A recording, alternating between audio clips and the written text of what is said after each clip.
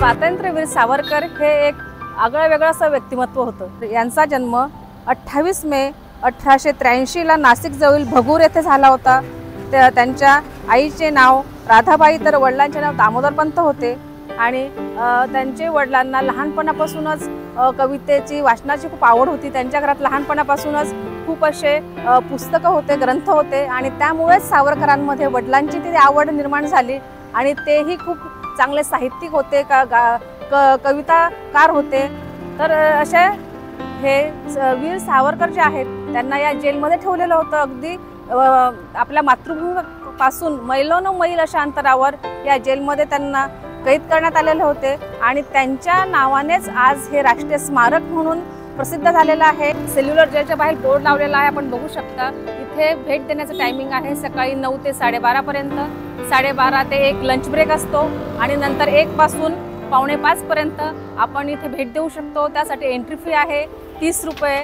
नंतर आपण कॅमेरा असेल तर त्यासाठी आपल्याला 200 रुपये फीस भरायची असते आणि व्हिडिओ कॅमेरा किंवा प्रोफेशनल जर आपल्याला करायचं असेल हे काही तर तिथे 1000 रुपये फी आहे। तर आपण आता आतमध्ये जाऊन सेल्युलर जेल काय आहे ते बघणार आहोत। आता 10:50 झालेले आहेत आणि आम्ही 2 तिकीट घेतलेले आहेत। पर पर्सन 30 रुपीज असे चार्जेस आहेत। तसेच संध्याकाळी इथे लाईट शो ही असतो। 5:50 ला पहिला शो, 6:50 ला दुसरा शो आणि 7:50 ला तिसरा शो, अशा प्रकारे 3 लाईट शो इथे असतात। त्यासाठी ऑनलाईन तिकीटही आपण घेऊ शकत असतो। लाईट शोचे जे तिकीट आहेत ते आपण या वेबसाईटवर ऑनलाईन बुक करायचे असतात आणि जेल बघण्यासाठी मात्र ही तिकीट ह्या काउंटरवरूनच घ्यावी लागत असतात। तर आम्ही हे 2 तिकीट घेतलेले आहेत आणि आता आम्ही आतमध्ये जात आहोत। खूप क्युरियस आहोत की मध्ये काय असेल, कसं असेल। चला तर मग जाऊया लवकर। हे राष्ट्रीय स्मारक हे सेल्युलर जेल ब्रिटिश राज्य की बर्बरता म्हणजे आपण ज्याला त्यांचा क्रूरता म्हणतो त्याची ही कहाणी आहे। ही जेल म्हणजे इथले जे कैदी होते त्यांना खूप अशा यातना दिल्या गेलेल्या होत्या आणि त्याचा हा मुख्य साक्षीदार म्हणजे आहे सेल्युलर जेल। यहाँ पर टिकट चेक होता है और हम अभी में एंट्री कर रहे हैं। मोरारजी देसाई यांनी जे राष्ट्रीय स्मारक म्हणून जाहीर केलं होतं तो हा बोर्ड आहे 18 फेब्रुवारी 1979। सेल्युलर जेलमध्ये प्रवेश केल्यानंतर पहिल्यांदाच गेटमधून आत आल्यानंतर दिसते ते आपल्याला स्वातंत्र्य ज्योत।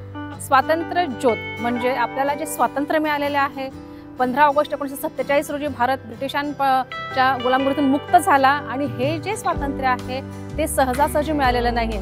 त्यासाठी हजारो लाखो क्रांतिकारकांनी आपल्या जीवनाचं बलिदान केलेलं आहे आणि त्याचंच प्रतीक म्हणून ह्या 2 मशाली ज्या आहेत त्या इथं लावण्यात आलेल्या आहेत। या ज्या मशाली आहेत त्या प्रखर देशभक्तीचा आपल्या इतिहासाचा ज्या ग्वाही देत आहेत आणि ह्या मशाली या गॅसवर चालतात आणि यासाठी महिन्याला 14 सिलेंडर लागत असतात आणि ते आपणास आपल्या जे वीर जे क्रांतिकारी होते त्यांच्या आत्मबलिदानाची आठवण करून देतात असतात आणि ह्या ज्योतीला आपणही नमन करूया। ह्या ज्योतींच्या समोरच आहे ते पिंपळाचं झाड। पिंपळाच्या झाडाचं महत्त्व असं आहे की या जेलमध्ये जे काही कैदी होते ज्यांना मरणापर्यंत यातना दिल्या जात होत्या, अगदी असंही अशा यातना त्यांना दिल्या होत्या, त्याचं साक्षीदार म्हणून हे पिंपळाचं झाड आहे। या झाडाचं इतिहास म्हणजे हे जे झाड आहे ते 28 जून 1998 ला एक पाऊस आल्यानंतर हे झाड पडलं होतं आणि पुन्हा त्याला नवसंजीवनी मिळालेलं आहे। हे जे झाड आहे ते या क्रांतिकारकांच्या यातनांचा मूक साक्षीदार आहे। चेन्नईहून टेक ऑफ करून बोर्ड प्लेअरला आलं, विमानातून उतरताना समोरच लष्कराच्या अवाढव्य विमानं आपल्याला दिसतात। तर अशा ह्या अंदमानाच्या कोण प्रेमात पडणार नाही। खरं तर येथे निळाशार समुद्र आहे, स्वच्छ सागरी किनारे आहेत, विपुल अशी वर्णसंपदा आहे। असा खजिना असताना मात्र या सगळ्यांचे झिंग उतरवतो ते ही सेल्युलर जेल। सेल्युलर जेलचं नाव काढलं की आपोआप आठवतात ते स्वातंत्र्यवीर सावरकर, ज्यांना इथे जन्मठेपेची शिक्षा झाली होती, काळ्या पाण्याची शिक्षा झाली होती, 50 वर्षांसाठी त्यांना ही शिक्षा झाली होती आणि त्यांची रवानगी इथे हजारो महिलांवरून ह्या जेलमध्ये करण्यात आली होती। खरं तर ह्या बेटावर ही जेल बांधण्यात आलेली आहे। आजूबाजूला समुद्र आहे। खरं जेलचा थोडासा इतिहास जर जाणून घ्यायचा झाला तर याचं नाव काळा पाणी का पडलंय तर काळा पाणीपेक्षा त्याचं नाव होतं काल पाणी। काल म्हणजे मृत्यू। जो कैदी इथे आला तो इथून जिवंत जाऊच शकत नव्हता, कारण ह्या जेलची आपण रचना अशी बघतोय की प्रत्येक अशा या सेल्स बनवलेल्या आहेत की प्रत्येक सेलमध्ये एकच कैदी आहे.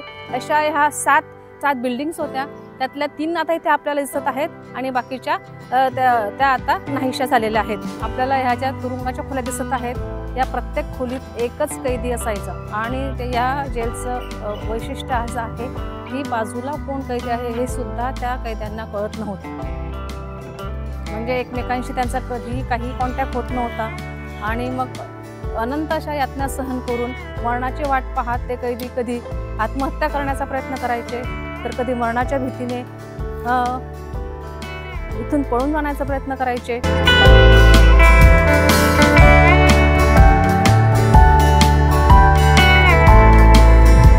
1906 मध्ये ब्रिटिशांनी बांधलेली ही 3 मजली बिल्डिंग आहे. स्वातंत्र्य सैनिकांसाठी हे एक तीर्थस्थळ होतं आणि या फ्लोअरच्या दुसऱ्या मजल्यावर आहे वीर सावरकर यांची खोली. तर ह्या बिल्डिंगच्या दुसऱ्या मजल्यावर आपण जात आहोत.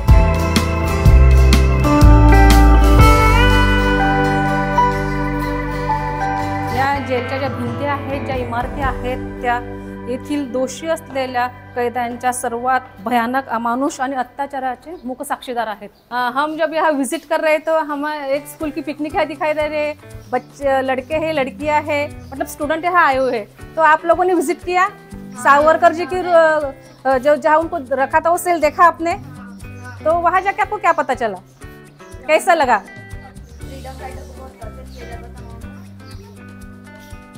और हाँ वो तो है. और ये रूम देखा आपने, सेल देखा, तो वहाँ जाके कैसा लगा आपको? और कुछ यादें, कुछ पूरा आप लोगों को पता है ना कि यहाँ कैदियों को रखा जाता था, उनको बहुत टॉर्चर किया जाता था और ये सब फ्रीडम फाइटर थे और उन्होंने इतना सहा इसीलिए हमको फ्रीडम मिला. तो मतलब फ्रीडम हमें ऐसे आसानी से नहीं मिला है, तो ये लोगों ने बहुत कुछ सहा है. तो आज आपको कैसा लगता है? आप हिस्ट्री में गए, ये सब देख के कुछ यादें आपका वापस मतलब रिकॉल हुए, कुछ यादें आपकी? यहाँ लाइट भी नहीं है और हाँ, और उनको नीचे सोना पड़ता था, उनको खाना भी ये जो है ये एक बार ये कड़ी है हर सेल की, ये अगर बंद कर दे तो मतलब उनको शाम में जब छोड़ते थे अंदर और सुबह ही बाहर निकालते थे, तो उनको ये कड़ी लगाने के बाद सेल बंद हो जाती थी. कुछ खाना पीना देना है तो बाजू में छोटी सी जगह है उससे दिया जाता था. उनको नीचे ज़मीन पे सोना है और मतलब दो ही उनके पास बर्तन हुआ करते थे, एक खाने के लिए और दूसरा आप जो विधियाँ करते हो सब उनको अंदर ही करना पड़ता था. तो ये सब सुन के कैसा लगता है? बहुत बुरा लगता है. बहुत बुरा लगता है. वो लोगों ने बहुत सहा है. तो आज आप यहाँ विजिट करके क्या सीख मिलती है आपको? हाँ, और मतलब जो स्वातंत्र्य हमें मिला है, जो फ्रीडम हमें मिला, उसका रिस्पेक्ट करना चाहिए. ठीक है, आप कौन से स्कूल से हो? तो ऐसे पिकनिक से आते रहती है और बच्चों को ये सब रिकॉल होता है. बहुत बढ़िया. चलो थैंक यू. आपके साथ आपके टीचर आए हैं? बुलाओ. आगे आइए आप. और कौन कौन है आपके साथ?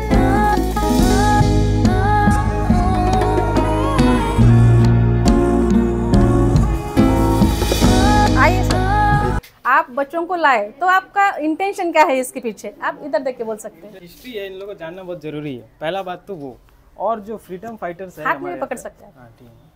फ्रीडम फाइटर्स जिन्होंने इतना मेहनत से जो है हम लोग को आज़ादी दिलाया हमारे देश को, उसके बारे में थोड़ा जानना चाहिए. और उन लोगों को किस कंडीशन में ये जेल में रखा जाता था, वो कम से कम वो चीज़ जो इन लोगों को मालूम होना चाहिए. इसी मेरा इंटेंशन यही था कि हम लोग हमारा अंडमान स्पेशली काला पानी का सज़ा सुनाते थे और वहाँ से जो है जितने भी कैदी है उनको यहाँ शिप में भर के यहाँ पे आके रखते थे. तो ये सारा चीज़ जो है बच्चों को उतना अच्छा से मालूम नहीं है. तो जब यहाँ आए उस लोग अच्छे से मालूम चल गया. तो इंटेंशन मेरा वही था कि सभी बच्चों को जो है जानने का मौका मिले हम लोग कौन सा परिस्थिति से जो है हम लोग देश आज़ाद हुआ है. स्टूडेंट अंडरस्टूड राइट व्हाई came here? So you get to know how our freedom fighters get ourselves free from Britishers. समझ में आया? और यहाँ में कैसा कैसा वो लोग जेला मालूम चला होगा. सेल्स देखा कितना बड़ा है. मिट्टी का बना है, मिट्टी का जो ईटा है उसमें से बना है। ठीक है मैडम, आगे बताएंगे। ठीक है। और किसी को कुछ बताना है? चलो, थँक्यू सर. आपण ही बघू शकता की वीर सावरकर जे आहे त्यांची सेल आहे, या कोठडीत त्यांना ठेवलं गेलं होतं. त्यांचा इथे फोटो आहे आणि अशा प्रकारे त्यांना साखादंडात बांधलं जात होतं आणि अशा परिस्थितीत त्यांच्याकडनं खूप अशी कठीण कामं केली जात होती. म्हणजे कोलूच्या ऐवजी इथल्या कैद्यांना झुंपून त्यांच्याकडनं खोबऱ्याचं तेल काढणे, घाणीचं तेल काढणे, अशा प्रकारे कठीण म्हणजे त्यांना दगडं फोडणे, अशा खूप काही अशा गोष्टी त्यांना कराव्या लागत होत्या. अगदी प्राण जाईस्तोवर त्यांना यातना दिल्या जात होत्या. अशा सावरकरांचा जन्म हा 28 मे 1883 मध्ये झाला आणि त्यांचा मृत्यू हा 26 फेब्रुवारी 1966, म्हणजे ते 83 वर्ष जगले.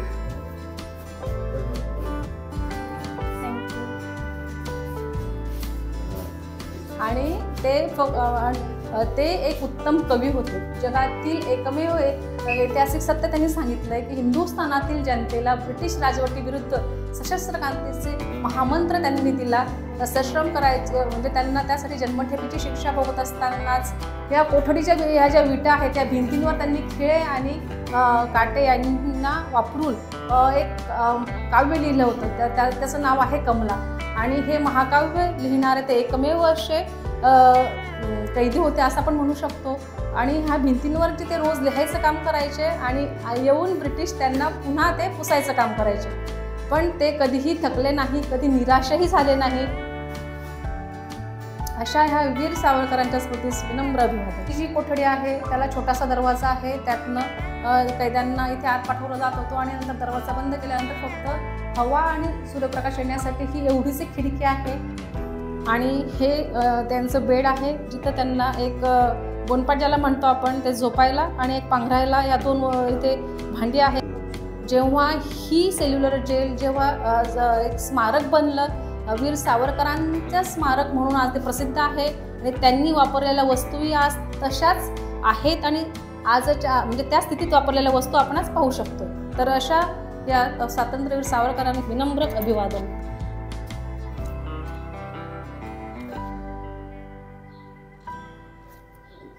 दिवसभर अतोनात कष्ट करून, हाल अपेष्टा सहन करून कैदींना अगदी थोडंसं जेवण मिळालं तर मिळालं किंवा जेवणासाठी त्यांना कष्ट करावे लागत होते. अशा हालाकीच्या परिस्थितीत ते राहत होते. आणि त्यांची हे जे तुरुंग आहे त्यात त्यांना एकदा आज संध्याकाळी सोडल्यानंतर सकाळीच त्यांना बाहेर काढलं जात होतं आणि त्यांना जेवण इथंच मिळत होतं. आणि त्यांना जे काही समजा वॉशरूमला वगैरे काही जायची गरज पडली रात्री तर त्यांना ती इथंच करावी लागत होते आणि रात्रभर तशा स्थितीतच त्यांना झोपावे लागत होते. हे जे दोन भांडे आहेत त्यातले एक भांड्यात ते करून ते इथंच रात्रभर ठेवावं लागत होतं आणि स्वतः जाऊन ते सकाळी स्वच्छही करावं लागत होतं. अशा परिस्थितीत, इतक्या दारुण परिस्थितीत हे सगळे कैदी इथे राहत होते.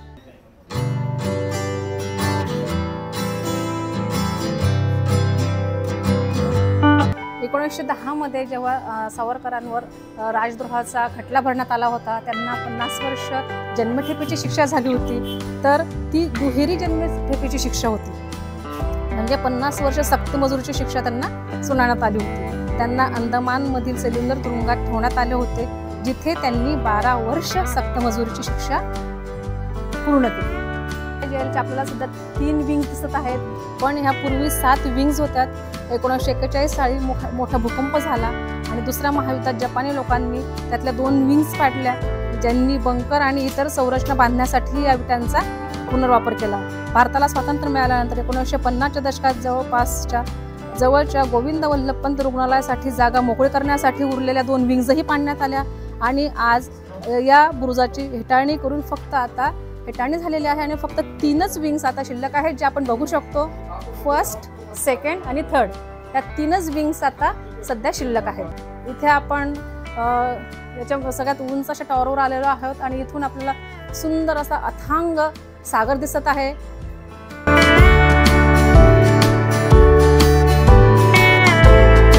आपण बघू शकता खूप छान अथांग निळा असा समुद्र आहे.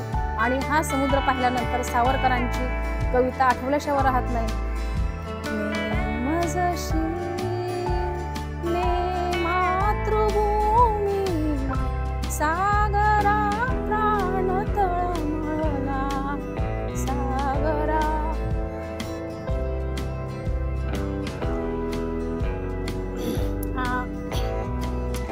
म्हणजे सावरकर विदेशात शिक्षण घेण्यासाठी गेले होते आणि ते मातृभूमीपासून खूप लांब होते आणि एकदा त्या सागर किनाऱ्यावर बसलेले असताना त्यांना आपल्या मायभूमीची आठवण झाली आणि तेव्हा त्यांना ही हृदयाला स्पर्श करणारी हृदयस्पर्श अशी कविता सुचली, जी आजही म्हटली की डोळ्यात पाणी आणल्याशिवाय राहत नाही आणि सावरकरांची आठवण आणल्याशिवाय राहत नाही.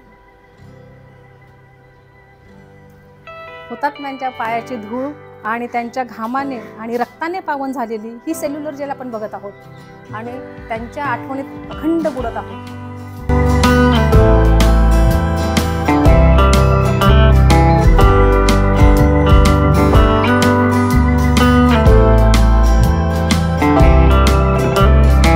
जेल जेव्हा राष्ट्रीय स्मारक म्हणून प्रसिद्ध झालं तेव्हा ह्या प्रत्येक सेलमध्ये कोण कोण कैदी होते या सगळ्यांची नावे ते लिहून ठेवलेली आहेत आणि खऱ्या अर्थाने हे हुतात्म्यांचं बलिदान व्यर्थ गेलं नाही असं आपण म्हणू शकतो. कारण आज हे एक प्रेक्षणीय स्थळ झालेलं आहे. येणाऱ्या प्रत्येक पर्यटक इथे सर्वप्रथम भेट देत असतो. से बना है 120 साल हो गए और 150 जो वेट है. टेक्निक क्या है, नीचे गड्ढा है, उसमें डब्बा रखना है, तो ट्यूब से जोड़ेंगे तो ड्रॉप का प्लेट है.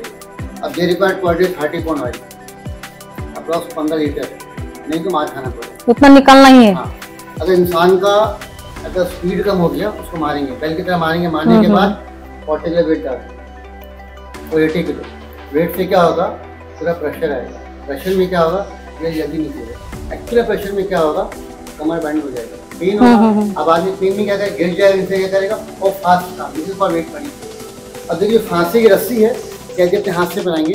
एक बार रस्सी यूज होगी, एक टाइम एक आदमी एक फांसी की रस्सी और एक साथ 3 लोगों को हैंग करेंगे. आपने सुना होगा लाहौर में 3 लोगों को फांसी हुआ था, राजपूत. सेम टेक्निक है, रस्सी हम बनाएंगे फांसी की. और जब घूमते थे तो उनके वो कड़िया हथकड़िया पैरों में वो कड़िया होती थी. देखिए टेक्निक है ये रस्सी बनाने का.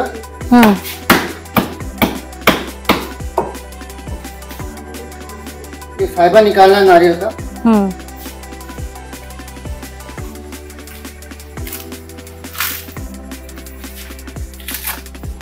फाइबर निकाल देंगे, वो पानी में डालना है, ये पूरा सॉफ्ट होगा रस्सी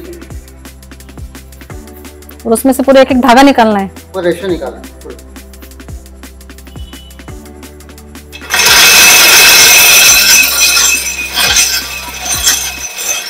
और मोटी मोटी मशीन ओरिजिनल है.